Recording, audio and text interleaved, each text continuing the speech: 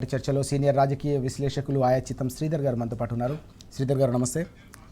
శ్రీధర్ గారు, మనం చూస్తూ ఉన్నాం రైతులకు సంబంధించిన యూరియా అవస్థలు రోజు రోజుకు కూడా తీవ్ర రూపం దాలుస్తూ ఉన్నాయి.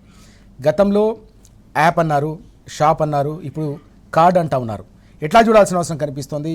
అటు యాప్లో షాప్లో యూరియా దొరుకుతలేదని చెప్పేసి రైతులు ఆవేదన వ్యక్తం చేస్తున్న నేపథ్యంలో కొత్తగా యూరియా కార్డు ఉంటేనే మేము యూరియా ఇస్తాం, దాంతో పాటుగా దాంట్లో అన్నీ కూడా నమోదు చేసుకోవాలి, మీరే ప్రింట్అవుట్ తీసుకోవాలి, దాన్ని పూర్తిగా సమర్పించిన తర్వాత మాత్రమే మీకు యూరియా దొరుకుతుందని ప్రభుత్వం కొత్తగా తీసుకొస్తున్న ఈ కార్డు అంశాన్ని ఎట్లా చూడాల్సిన అవసరం ఉంది? రైతులకు అవసరమైన యూరియా సరఫరా చేయలేక ప్రభుత్వం వేస్తున్న పిల్లి మొగ్గలు ఇవన్నీ కాలయాపన కోసం కొత్త ఎత్తుగడలు ఇవన్నీ. ఈ యాప్ అన్నారు, వ్యవసాయ శాఖ దాని అనుబంధ శాఖలు ఉంటాయి, వాటికి సంబంధించిన అధికారులు ఉంటారు. ఎంతో కసరత్తు చేసిన తర్వాతే ప్రభుత్వం ఒక విధానాన్ని ముందుకు తీసుకొస్తుంది. దాని ప్రకారం ఒకే యాప్ అనేది తెచ్చారు. అప్పుడే చాలా విమర్శలు వచ్చాయి. ఎంతమంది రైతులు సెల్ ఫోన్ వాడతారు, ఎంతమంది రైతులకు యాప్ ఆపరేట్ చేసే పరిజ్ఞానం ఉంటుంది, ఇది సాధ్యం కాదు, ఇది సమంజసం కూడా కాదని చెప్పేసి చాలా విమర్శలు వచ్చాయి. కేసీఆర్ గారు ప్రభుత్వంలో ఉన్నట్టుగా యథావిధిగా రైతులు ఎంత అవసరమైతే అంత ఎరువుల్ని దుకాణాలకు వెళ్ళి కొనుక్కొచ్చుకునే పరిస్థితి కల్పించాలి తప్ప ఇతరత్ర మార్గాలు ఏవి కూడా అన్వేషణీయం కాదు అని చెప్పారు. మనం చూసాం పోయిన సీజన్లో కూడా, వర్షాకాలం సీజన్లో అవే క్యూలు, అవే తోపులాట్లు, అవే ఎరువుల షాపుల మీద మూకుమ్మడి దాడులు, అదే పోలీసులు లాఠీ చార్జీ, చెప్పులు పెట్టడాలు, ఆధార్ కార్డు పెట్టి క్యూలో పెట్టి వెళ్ళిపోవడాలు, ఇవన్నీ మనం ఆ దృశ్యాలను చూసాం. కానీ అప్పటికైనా బుద్ధి తెచ్చుకుని ప్రభుత్వం ఒక పకడ్బందీ ప్రణాళికతో రైతులకు ఎరువులు అందించే ప్రయత్నం చేస్తే బాగుండేది. ఈ రైతులకు ఎరువులు అందించడం అనేది ఇది కాలయాపన చేసే వ్యవస్థ కాదు, టైంకి అందాలి. కాలం గడిచిపోయిన తర్వాత రైతుల చేతిలో ఎరువు బస్తా పెడితే ఏమి చేసుకోలేడు. కాబట్టి ముందస్తు జాగ్రత్త ఉండాలి. కేసీఆర్ గారి ప్రభుత్వంలో 10 ఏళ్ళు ఎరువుల కొరత ఎందుకు జరగలేదంటే, ఒక 5-6 నెలల ముందే ఎరువులకు దేశవ్యాప్తంగా డిమాండ్ లేని రోజుల్లో ఎక్కడికక్కడ ఎరువుల్ని ఆర్డర్ చేసి ఉంచేవారు. మంత్రుల్ని ఢిల్లీకి పంపించి అక్కడ ఉండి ఆ ఎరువుల బస్తాలన్నీ ట్రైన్లలో ఎక్కించిన తర్వాత, గూడ్స్ బండిలో ఎక్కిన తర్వాత మంత్రులు వెనక్కి రావాలి, అంతవరకు రావడానికి లేదు. ఆ కట్టడి చేశారు కేసీఆర్ గారు. ఇక రెండవది ఏంటంటే, చాలా తెలివిగా ఒక సీజన్లో గోడౌన్స్ అన్నీ ఖాళీ అయిపోతాయి. ధాన్యానికి సంబంధించిన వాడు రకరకాల అమ్మకాలు కేంద్రం కానీ రాష్ట్రం కానీ కొనుగోలు చేస్తూ ఉంటే ఖాళీ అయిన గోడౌన్లు మళ్ళీ ధాన్యం వచ్చేంత వరకు ఖాళీగా ఉండడం ఎందుకని చెప్పేసి కేసీఆర్ గారు చాలా తెలివిగా ఎరువుల బస్తాలతో నింపేశారు. స్టాక్ పెట్టుకున్నారు దగ్గర. ఇంత అవసరం ఉంది. ప్రభుత్వం ఏం చేయాలంటే ఒక అధ్యయనం చేయాలి. రైతులు ఎంతమంది ఉన్నారు, వ్యవసాయ భూమి ఎంత ఉంది, ఎంత ఎరువులు అవసరం అవుతాయని ఉజ్జాయింపుగా ఒక లెక్క అనేది ఉండాలి. అసలు ఆ దృష్టే కనిపించట్లేదు రేవంత్ రెడ్డి గారి ప్రభుత్వంలో. ఇంత యంత్రాంగం ఉంది కదా, రైతులు ఎంతమంది, భూములు ఏందో తెలియదా? కేసీఆర్ గారి హయాంలోనే స్పష్టంగా ఆ లెక్కలన్నీ ఉన్నాయి. రైతు బంధు లెక్క అదే కదా. రైతు బంధు కేసీఆర్ గారు ఇచ్చారంటే అర్థం ఏంటి? అంతమంది రైతులకు అన్ని ఎకరాల భూమి, పంట భూములు ఉన్నాయని చెప్పేసి. కానీ అవన్నీ పక్కన పెట్టేసి మొన్నటిదాకా యాప్ అన్నారు. యాప్ మీద విమర్శలు వచ్చి యాప్ అట్టర్ ఫ్లాప్ అయిపోయింది.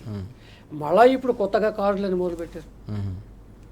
ఆ కార్డు అంట పట్టదారు పాస్బుక్ తీసుకుపోవాలి, ఆధార్ కార్డు తీసుకుపోవాలి, ఆ కార్డును జిరాక్స్ చేయించాలి.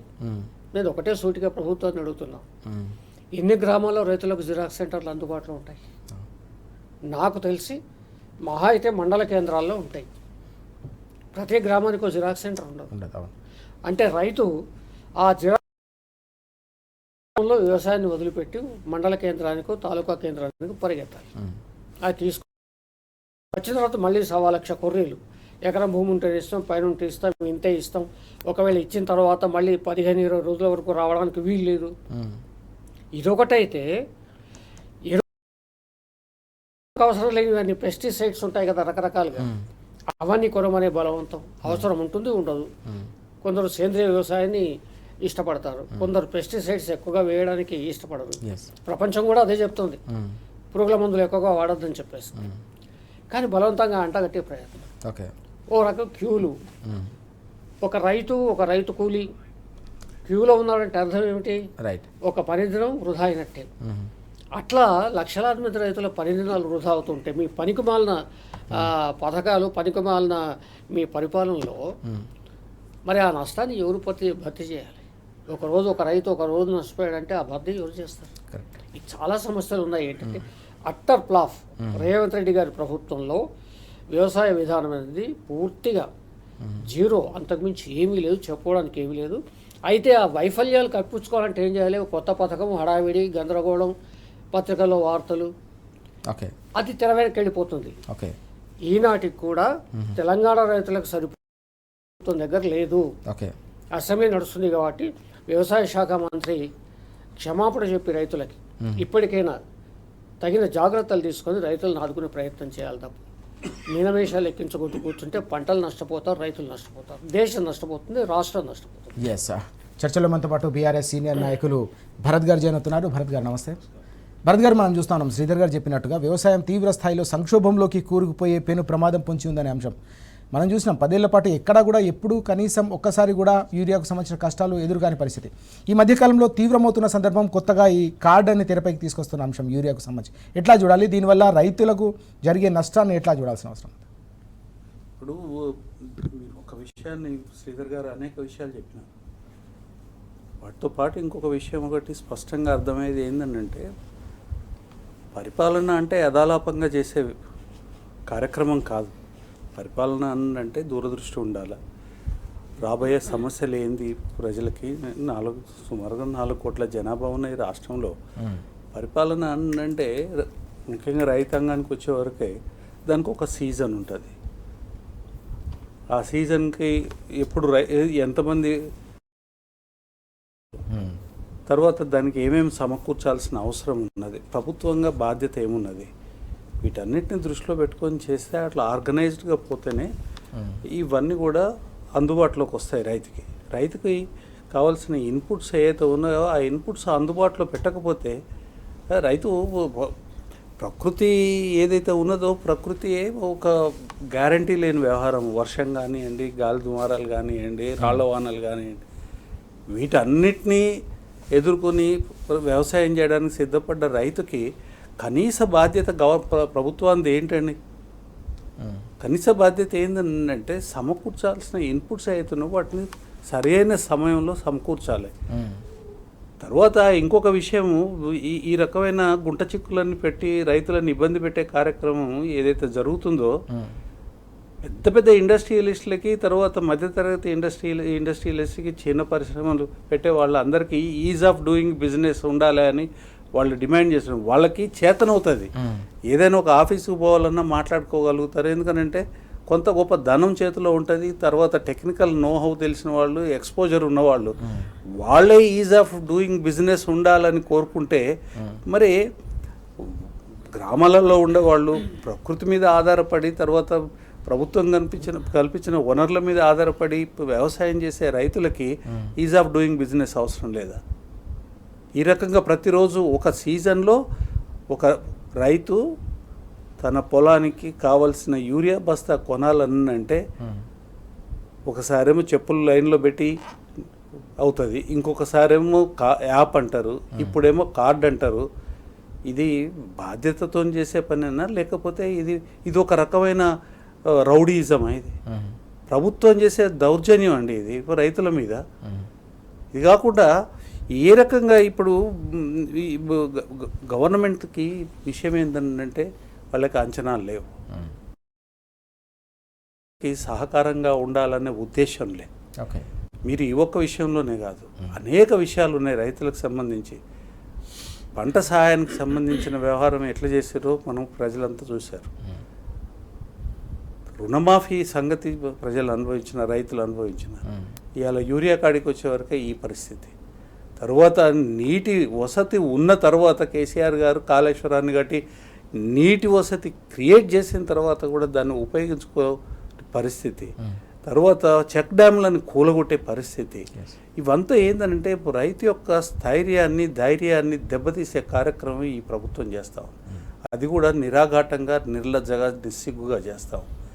ఎందుకు చేస్తూ ఉంది అనే దానికి కొంత నేపథ్యంలో గనుక వెళ్తే, మేము అబద్ధాలు చెప్పినాము, మేము చెప్పిన అబద్ధాలు రైతులు నమ్మినారు, ఓటర్లు నమ్మినారు, మమ్మల్ని గెలిపించినారు.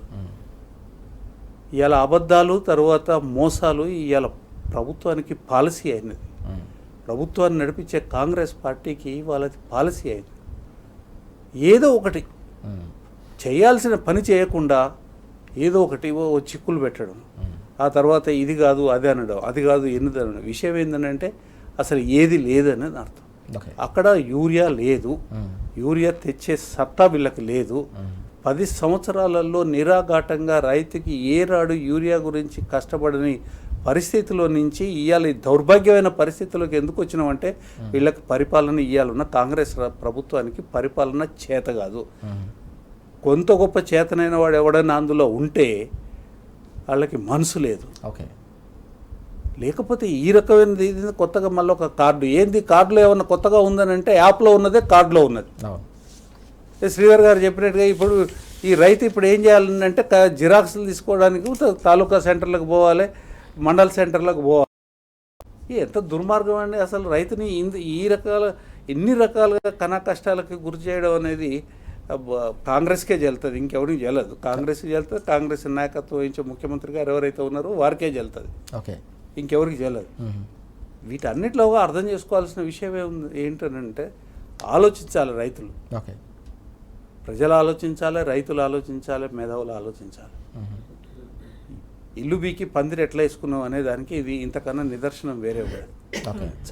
చక్కగా నడుస్తున్న వ్యవస్థని సర్వనాశనం చేసుకునే పాపానికి ఈ కష్టాలన్నీ ఫలితాలు. Okay, right. మనం చూస్తూ ఉన్నాం పూర్తిగా చక్కగా ఉన్న ఇంటిని పూర్తిగా పాతరేసుకునే విధంగా, ఇల్లు పీకి పందిరేసే విధంగా వ్యవస్థ నడుస్తుంది. ఈ వ్యవస్థలన్నింటినీ కూడా నిర్వీర్యం చేస్తున్నారు కాబట్టి రైతాంగానికి తీవ్ర స్థాయిలో కష్టాలు, కన్నీళ్లు, వ్యవసాయ రంగానికి పూర్తి స్థాయిలో సంక్షోభం ఎదురవుతోందని భరత్ గారు అలాగే శ్రీధర్ గారు కూడా ఆగ్రహం వ్యక్తం చేస్తున్న పరిస్థితి. గతంలో గ్యారంటీ కార్డు అన్నారు, చివరికి ఇప్పుడు యూరియా కార్డు కూడా పూర్తిగా మోసం, దగా, నయవంచన తప్ప దీనివల్ల రైతులకు ఒరిగేదేమీ లేదు, కేవలం రైతులను మరోసారి యూరియా కష్టాలు పాల్చేస్తూ ఉందని చెప్పేసి మండిపడుతున్న అంశం కూడా మనకు కనిపిస్తూ ఉంది. గారు మరో అంశం కూడా కనిపిస్తుంది. రైతులకు ఓవైపు యూరియా కష్టాలు, ఇంకోవైపు సాగునీటి కష్టాలు. రానున్న రోజుల్లో దక్షిణ తెలంగాణకైతే సాగునీటి సంక్షోభం ఎదురు కాబోతుందనే అంశం ఇటీవల మనం చూసాం. కేసీఆర్ గారు వెల్లడించిన తర్వాత ప్రెస్ మీట్ పెట్టి శ్రీశైలం ప్రాజెక్టు విషయంలో కావచ్చు, కృష్ణా జలాల విషయంలో కావచ్చు, మొత్తంగా పాలమూరు రంగారెడ్డికి ఎట్లా కాంగ్రెస్ సర్కారు మరణ శాసనం రాస్తుందో అంశాన్ని తెరపైకి తీసుకొచ్చిన తర్వాత దానిపైనే సుదీర్ఘంగా చర్చ జరుగుతున్న పరిస్థితి. తెలంగాణ భవన్లో మనం చూసాం, పీపీటీ కూడా ఇచ్చారు హరీష్ రావు గారు.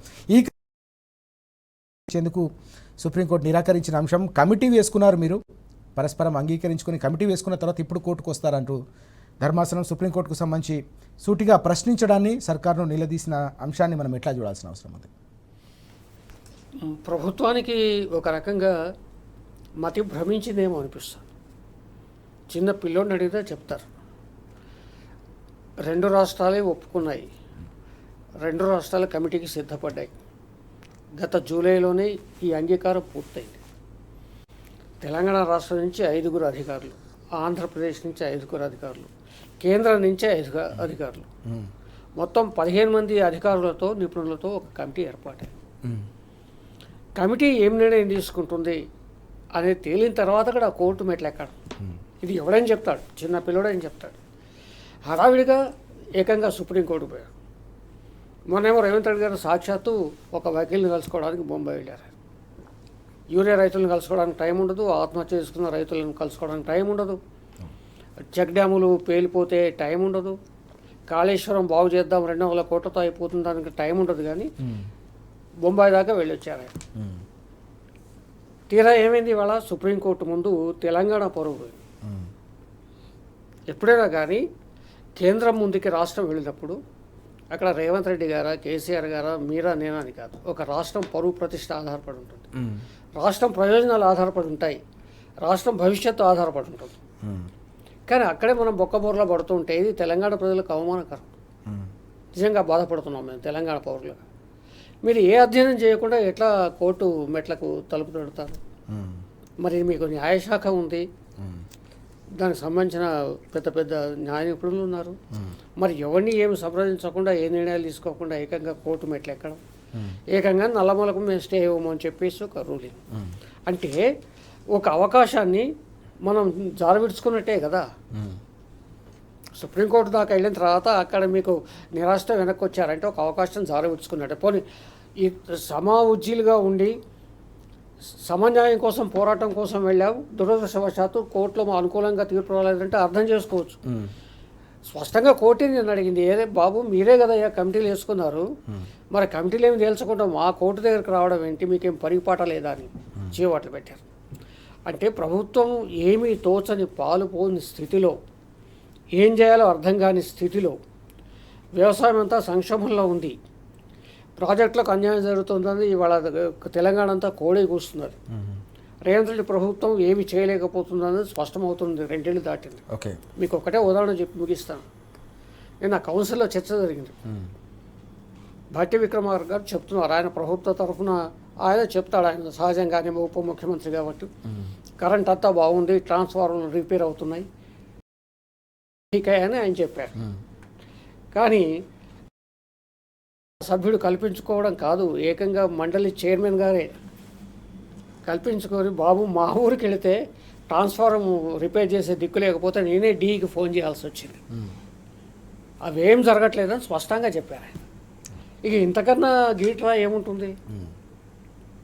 ఒక కౌన్సిల్ చైర్మన్ ప్రభుత్వం ఏదైతే ప్రకటన చేసిందో, వ్యవసాయాలకు సంబంధించిన, కరెంటుకు సంబంధించిన, ట్రాన్స్ఫార్మర్లకు సంబంధించిన, మోటార్లకు సంబంధించిన ప్రకటన ఏదైతే చేసిందో, ఆ ప్రకటనను మండలి చైర్మన్ గారే అభ్యంతరం పెడితే ఇక ప్రభుత్వం తల ఎక్కడ పెట్టుకోవాలి?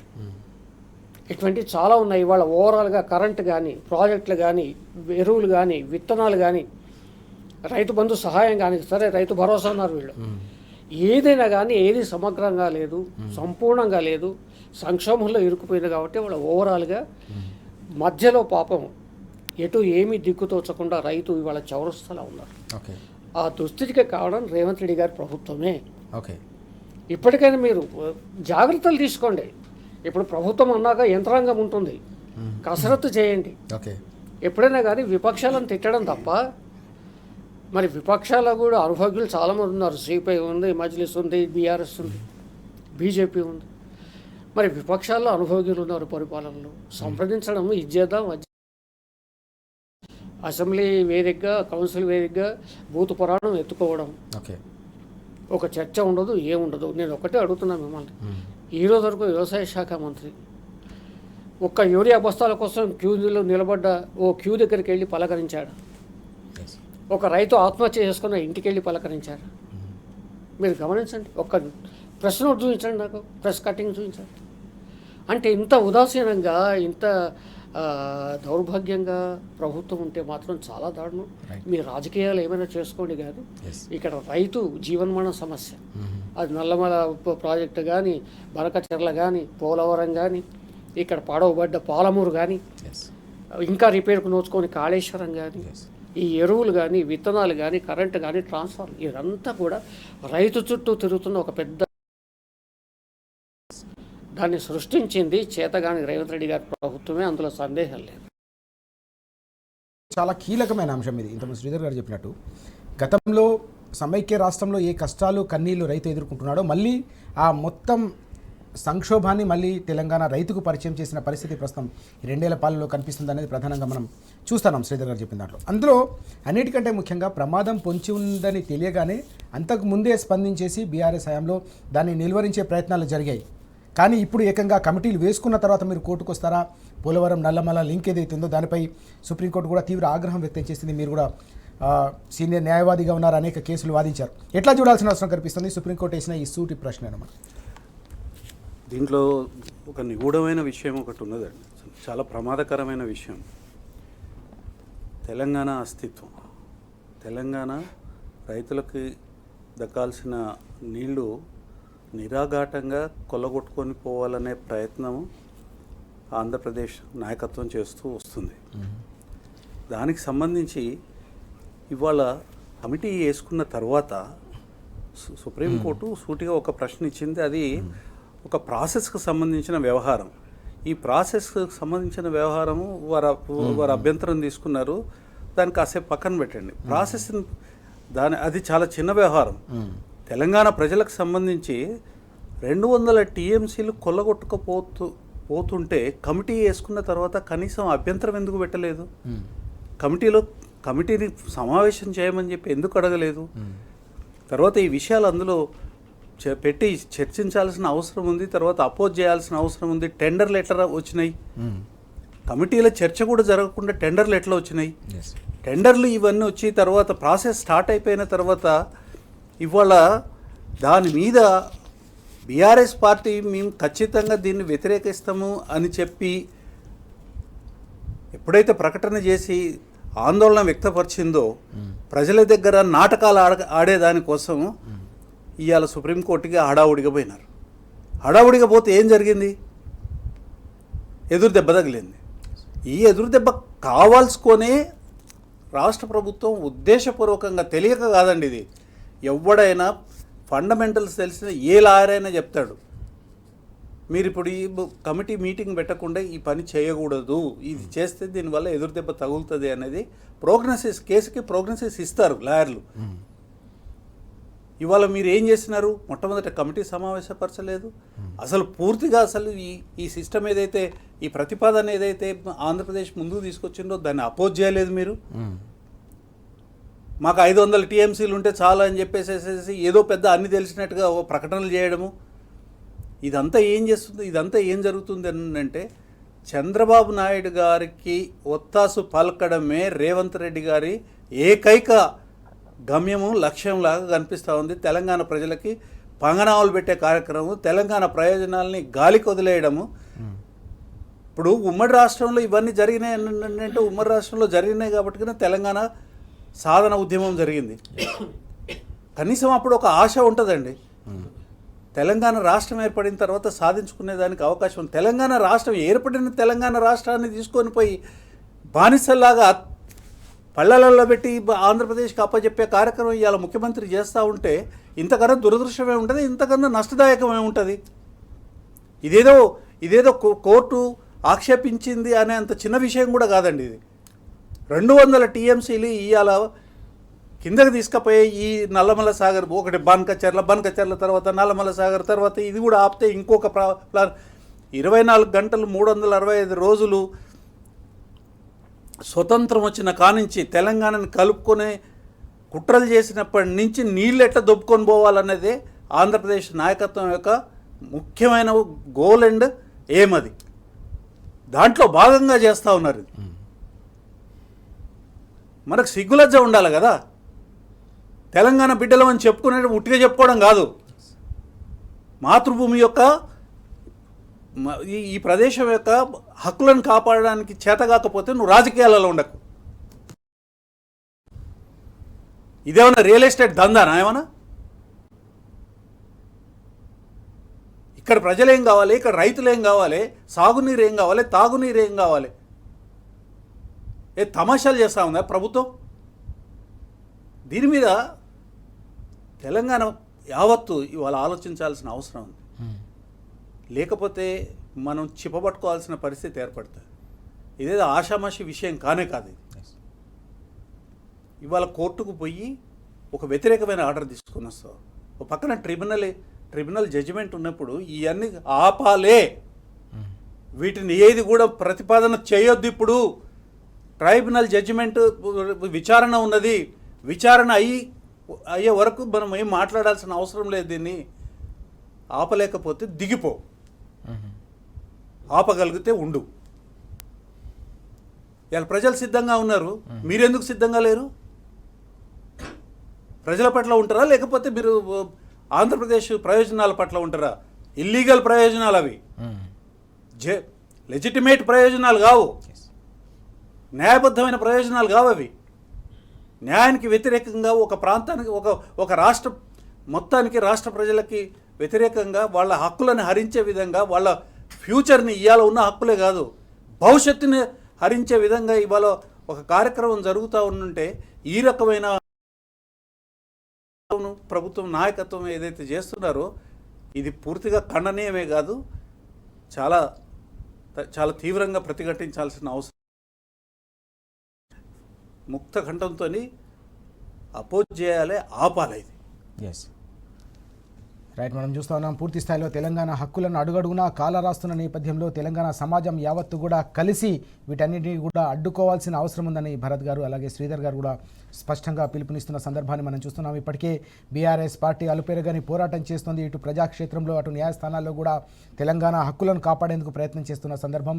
దీన్ని ఒకవేళ నిర్వహించలేకపోతే రానున్న రోజుల్లో పూర్తిగా పెద్ద ఎత్తున పెను ప్రమాదం పొంచి ఉంది. తెలంగాణను పూర్తిగా వ్యవసాయాన్ని సంక్షోభంలోకి నెట్టే పెను ప్రమాదం పొంచి ఉన్న నేపథ్యంలో తెలంగాణ సమాజం అత్యంత చైతన్యవంతంగా వ్యవహరించాల్సిన సమయం ఆసన్నమైందని పిలుపునిస్తున్న సందర్భాన్ని మనం చూస్తా ఉన్నాం. మరొక కీలకమైన అంశం కూడా కనిపిస్తుంది శ్రీధర్ గారు. సుప్రీంకోర్టు సందర్భం ఫోన్ ట్యాపింగ్కు సంబంధించిన కేసులో పూర్తిగా విచారణకు అనుమతించాలంటూ దాఖలు చేసిన స్పెషల్ లీవ్ పిటిషన్ కూడా కనిపిస్తుంది. గతంలో కూడా అనేక సందర్భాల్లో ఎలాంటి ఆధారాలు లేకుండా కేవలం పత్రికలకు లీకులు కావచ్చు, రాజకీయ విమర్శలు చేసి పూర్తిగా అంశాలను ప్రజల దృష్టిని మళ్లించే ప్రయత్నం చర్చ జరుగుతున్న పరిస్థితి.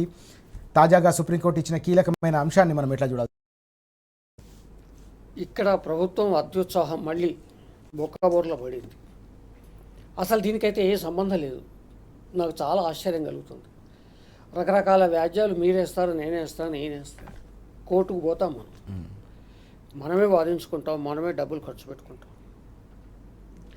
కానీ ఇందులో ఒక ప్రైవేటు వ్యక్తి హరీష్ రావు గారి మీద ఒక కేసు వేసి ఫోన్ ట్యాపింగ్ కేసు ఆయన ఫిర్యాదు చేశారు. పంచగుట్ట పోలీస్ స్టేషన్ ఫిర్యాదు చేశారు, కోర్టుకు వెళ్ళాడు, హైకోర్టు కొట్టేశారు.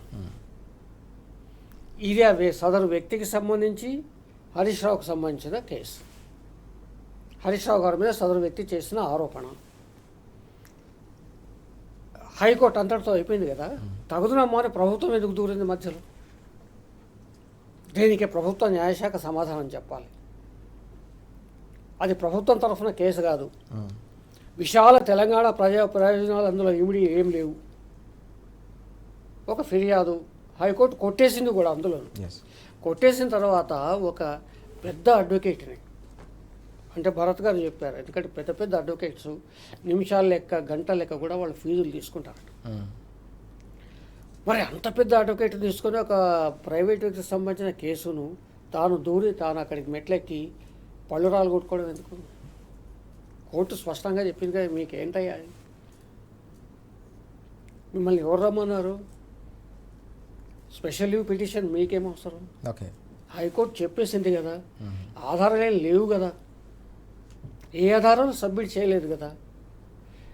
దేని గురించి వచ్చారు? ఒకవేళ వచ్చి ఉంటే ఆ సదరు వ్యక్తి ఫిర్యాదు చేసిన వ్యక్తి ఓకే మనం అనుకోవచ్చు, అర్థం చేసుకోవచ్చు. ప్రభుత్వానికి ఏమొచ్చింది ఆ కేసులో? 1,00,000 కేసులు ఉంటాయి సుప్రీంకోర్టులో, హైకోర్టులో. ప్రజాధనం వృధా చేయడమే కదా. అంటే హరీష్ రావు గారి మీద కక్ష తీర్చుకోవడం కోసం పీకల్లాగా ఉంది కదా. నువ్వు ప్రజాధనాన్ని అక్కడ ఫణంగా పెట్టేసి మీరు సుప్రీంకోర్టుకు పోయారు. ఇవాళ జరిగింది ఏంటి? సుప్రీంకోర్టు మీ మీద కూడా చివట్లేదు, మీకు అర్హత లేదు, మీకు సంబంధం లేదు, ఈ కేసు వెనక్కి పోండి అని చెప్పేసి కొట్టిపారేసి. అంటే ఇక్కడ జరుగుతుంది ఏంటంటే ప్రభుత్వం ఏ రంగంలోనూ ఏ అంశంలోనూ ఓకే ఒకటే టార్గెట్గా పోతుంది. అది చాలా బాధాకరం. బీఆర్ఎస్ నేతలు ఎట్లా వాళ్ళని ఇరకాటంలో పెట్టాలి, ఓకే, లేదా బీఆర్ఎస్ ప్రభుత్వ పాలనను ఎట్లా తూర్పారబట్టాలి, ఇదే ఆలోచన తప్ప ప్రజలు మాకు అధికారం ఇచ్చారు, 2 ఏళ్ళు అయిపోయింది, మేము ఎన్నికల్లో ఏం చెప్పాము, ఏ వాగ్దానాలు చేశాము, ఎంతవరకు అమలైనాయి, ఏం అమలు కాలేదు, ఇంకేం చేయాలి, ఇంకా కొత్త పథకాలు ఏమైనా ప్రవేశపెట్టవచ్చా? మీరు గమనించండి, పరిపాలనలో వాతావరణం కనిపించట్లేదు. ఓకే, ముఖ్యమంత్రి గారు రాజకీయ సభ అయినా తిట్లే, అధికారిక సభలైనా తిట్లే. రాజకీయ సభలో తిట్లు దీవెనలో అవి సహజమే అనుకుంటామేమో, కానీ అఫీషియల్ తర్వాత అసెంబ్లీలో ఆయన ఏమన్నారు? కేసీఆర్ గారి గౌరవానికి ఏమీ భంగం వాటిల్లనియను అని వాగ్దానం చేశారు ముఖ్యమంత్రి స్థాయిలో. మరి అసెంబ్లీలో మాటలేంటి? ఊరు తీసిన తప్పు లేదు, 4 గోస్తా, మళ్ళీ అదే.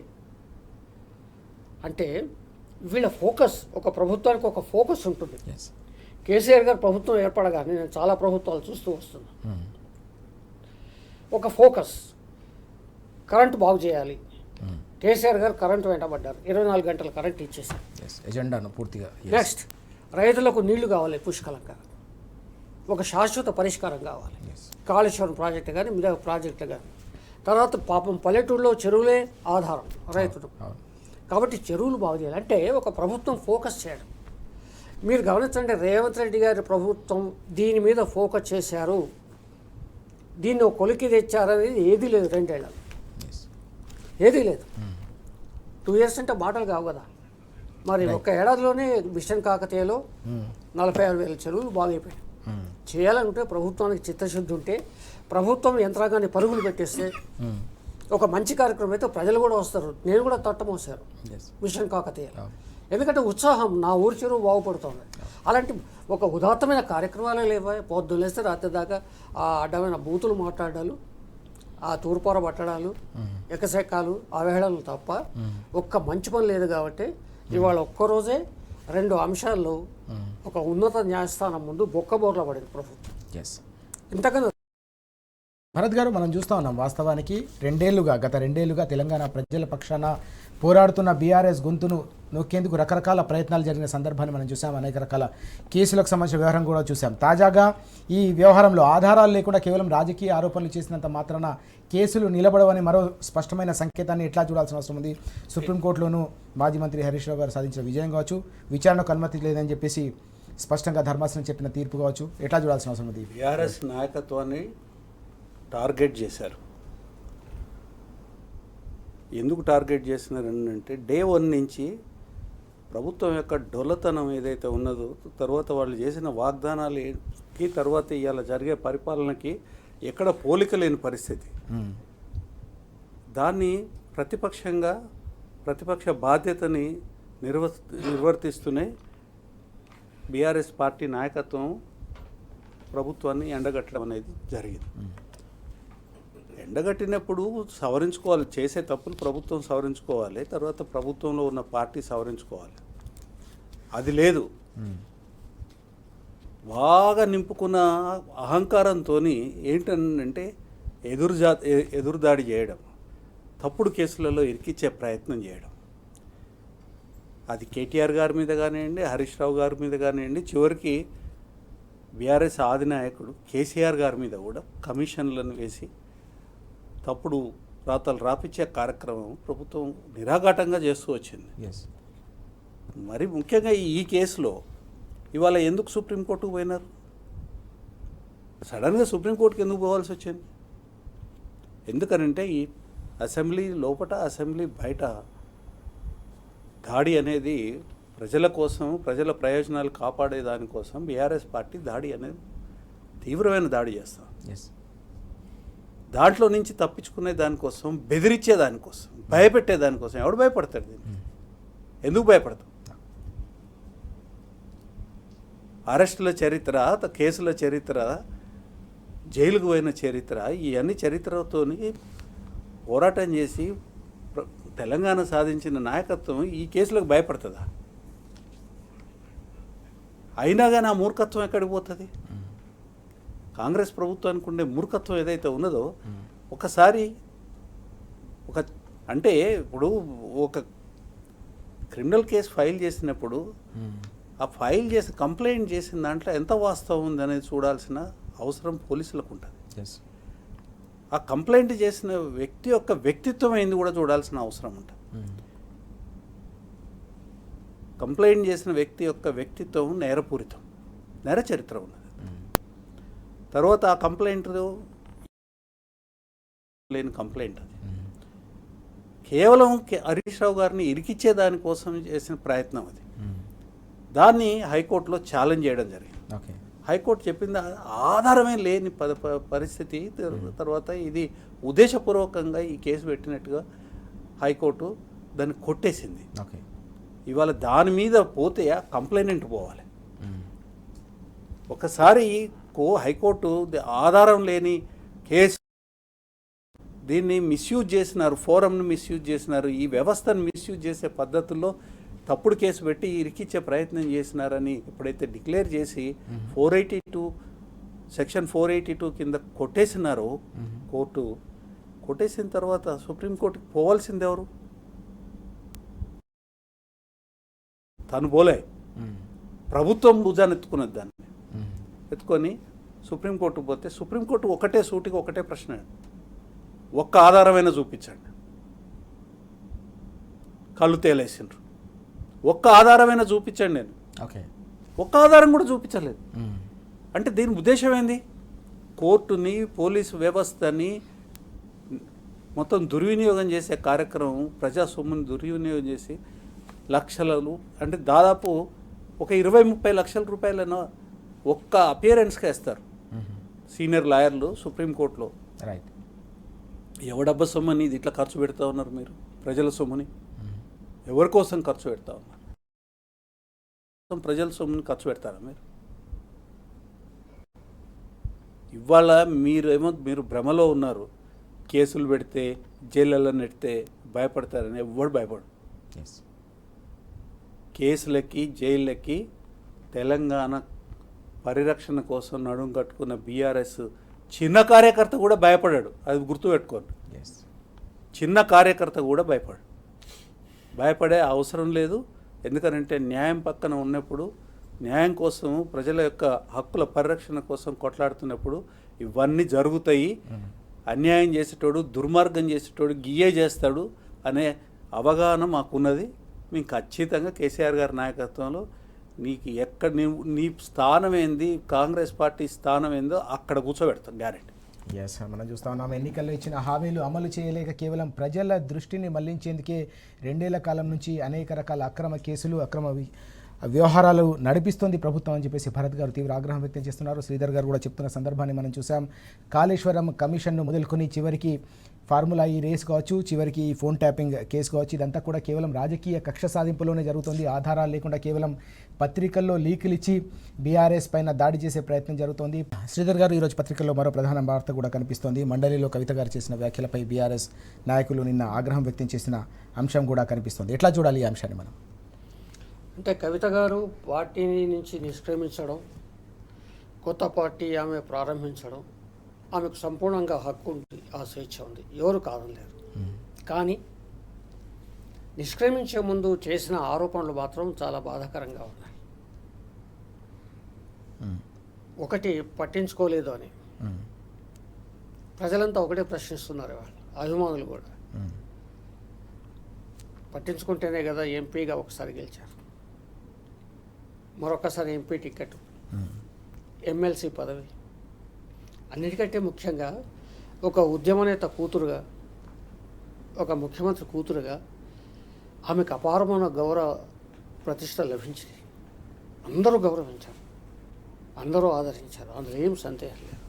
ఇక రెండవది ఏంటంటే, ఈ కేసు విషయంలో ఎవరు పట్టించుకోలేదు.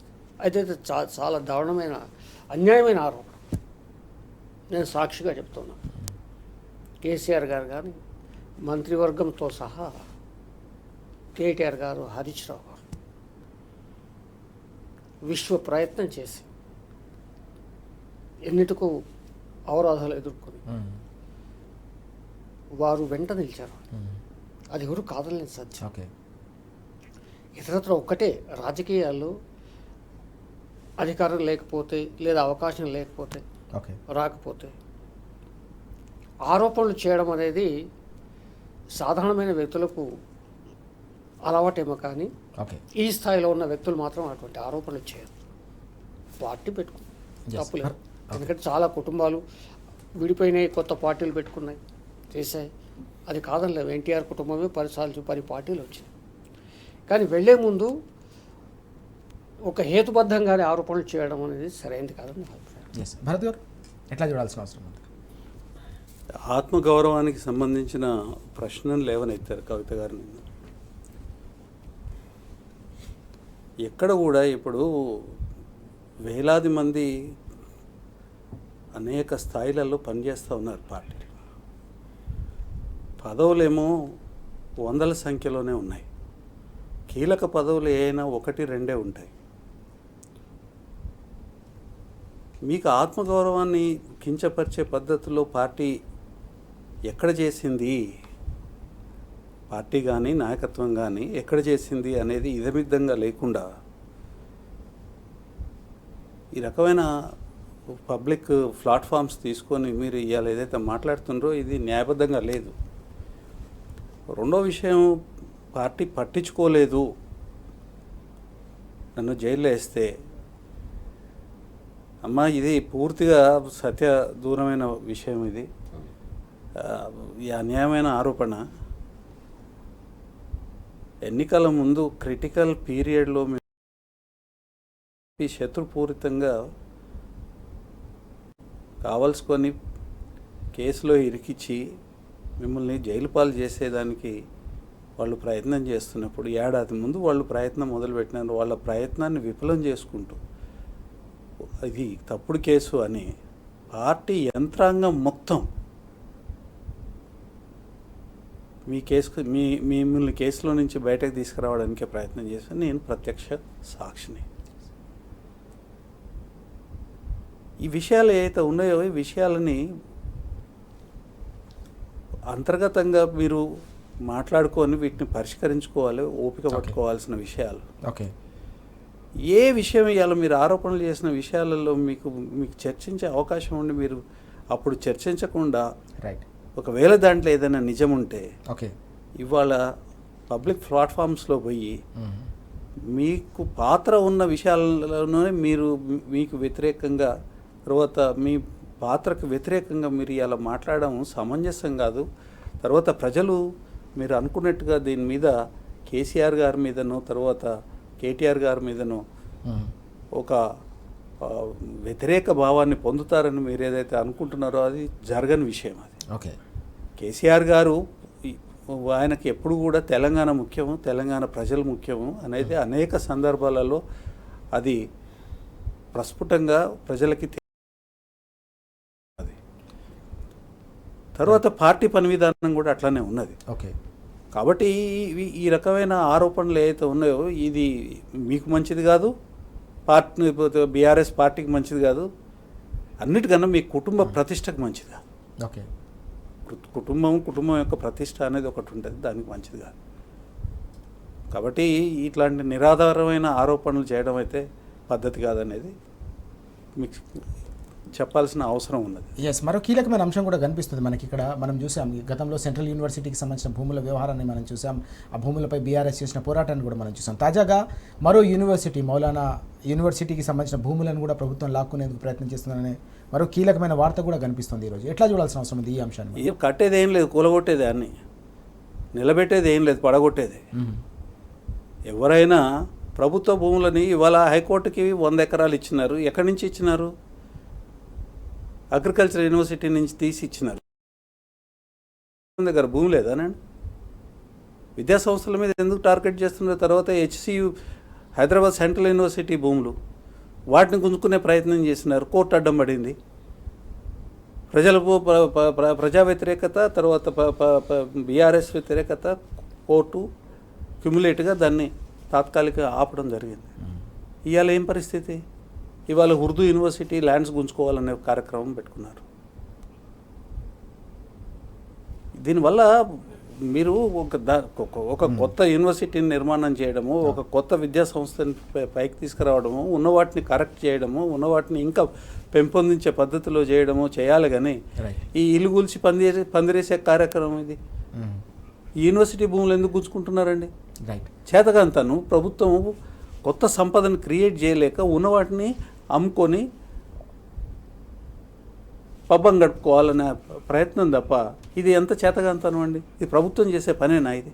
ఎస్, శ్రీధర్ గారు చివరిగా ఏం చెప్తారు? ఇది మౌలానా ఆజాద్ యూనివర్సిటీకి సంబంధించిన కీలకమైన అంశాన్ని ఎట్లా చూడాలి? అంటే యూనివర్సిటీ భూములను కూడా రియల్ ఎస్టేట్ వెంచర్లుగా మార్చే ప్రయత్నం చేస్తున్నారు. హైదరాబాద్ సెంట్రల్ యూనివర్సిటీ విషయంలో బొప్పి కట్టింది అప్పుడే మర్చిపోయినట్టున్నారు. అప్పుడే బుద్ధి తెచ్చుకోవాలి. ఇక జీవితంలో మేము యూనివర్సిటీ భూముల జోలికి పోము. కోర్టు ఆ లెవెల్లో చీవాట్లు పెట్టింది. వీళ్ళంతా మభ్యపెట్టాలని ప్రయత్నం చేసినా కోర్టు ప్రత్యేకంగా హైకోర్టు ఇక్కడికి వాళ్ళ తరఫున ఒక ప్రతినిధిని పంపించి వాస్తవాలంటూ తెలుసుకుని తీర్పు ఇచ్చింది. అప్పటికైనా బుద్ధి తెచ్చుకోవాలి కదా. ఇందాక భరత్ గారు ప్రస్తావించినట్టు అగ్రికల్చరల్ యూనివర్సిటీ భూమినేమో హైకోర్టుకు దాఖలు చేశారు. రైట్. ఉన్నాయి, చాలా భూములు ఉన్నాయి, 30,000 ఎకరాలు ఉన్నాయి ప్రభుత్వం చేతిలో ఇప్పటికి కూడా. ఏ ప్రధాన నగరానికి కూడా ఇండియాలో ఇన్ని భూములు లేవు. రైట్. మళ్ళీ ఇప్పుడు మను మీద పడ్డారు. ఓకే. ఎప్పుడైనా కానీ యూనివర్సిటీకి భూమి రిజర్వ్గా ఉండాలి. కారణం ఏంటంటే కొత్త కొత్త కోర్సులు వస్తుంటాయి, విద్యార్థుల సంఖ్య పెరుగుతూ ఉంటుంది, వాళ్ళకి హాస్టల్ కట్టాలి, భవనాలు కట్టాలి, ల్యాబ్స్ కట్టాలి, రైట్, క్రీడా ప్రాంగణాలు ఏర్పాటు చేయాలి. ఇవన్నీ ఉంటాయి కాబట్టి అప్పటికప్పుడు భూమి కావాలంటే యూనివర్సిటీకి దొరకదు. ఓకే. కాబట్టి నిజాం జమానాలో కూడా ఉస్మానియాకి అన్ని వేల ఎకరాల భూమి దాఖలు పరిచారు ఆయన. రైట్. అది ఒక విజన్ అది. అయితే ఒక చదువు ఏంటి, సంధ్య ఏంటి, యూనివర్సిటీ ఏంటి, యూనివర్సిటీకి భూముల అవసరాలు ఎందుకుంటాయి, భవిష్యత్ అవసరాలు ఎందుకుంటాయి అని ఒక దార్శనికత దృక్పథం ఉంటేనేమో ప్రభుత్వానికి వాళ్ళ ఆలోచన వేరుగా ఉంటుంది. ఏమీ లేదు, అక్కడ ప్రభుత్వం భూమి కనిపించింది లేదా యూనివర్సిటీ భూమి కనిపించింది, దాన్ని ఎప్పుడు అమ్ముదాం, ఎప్పుడు వేలం పెడదాం, రైట్, ఎప్పుడు డబ్బులు సంపాదిద్దాం తప్ప ఒక దార్శనికత, దూరదృష్టి, రైట్, ఒక నిర్మాణాత్మకమైన పరిపాలన, ప్రత్యేకించి యూనివర్సిటీ అంటే ఒక ప్రపంచమంతా గుర్తించే విధంగా తయారు చేయాలన్న ఒక తపన, రైట్, ఇవన్నీ లేకపోవడం వల్ల జరుగుతుంది. చాలా అన్యాయమైన ప్రక్రియ ఇది. ఇప్పటికైనా ప్రభుత్వం వెనక్కి వెళ్ళిపోవాలి, లేకుంటే కోర్టులు ఎట్లాగుంటే ప్రజలు ఉన్నారు, విద్యార్థులు ఉంటారు, మళ్ళీ బొట్టు కట్టించుకుంటే ఇక చేసేదేం లేదు. రైట్. రైట్. మనం చూస్తూ ఉన్నాం, గురుకులాలను మొదలుకొని విద్యా వ్యవస్థను మొత్తం విధ్వంసం చేస్తున్న ప్రభుత్వం చివరికి యూనివర్సిటీ భూములను కూడా కబలించేందుకు ప్రయత్నం చేయడం అత్యంత బాధాకరం, అత్యంత దారుణం. వెంటనే ఈ ఆలోచనను మౌలానా ఆజాద్కు సంబంధించిన యూనివర్సిటీ భూములను లాక్కోవాలన్న ప్రయత్నం ఏదైతుందో ఈ ప్రయత్నాన్ని ప్రభుత్వం విరమించుకోవాలని చెప్పేసి శ్రీధర్ గారు అలాగే భరత్ గారు కూడా డిమాండ్ చేస్తున్న సందర్భాన్ని మనం చూస్తూ ఉన్నాం. Thank you very much Bharat గారు, శ్రీధర్ గారు చర్చలో పాల్గొన్నందుకు. ఇది వాటి వార్తలు వాస్తవాలు. నమస్తే.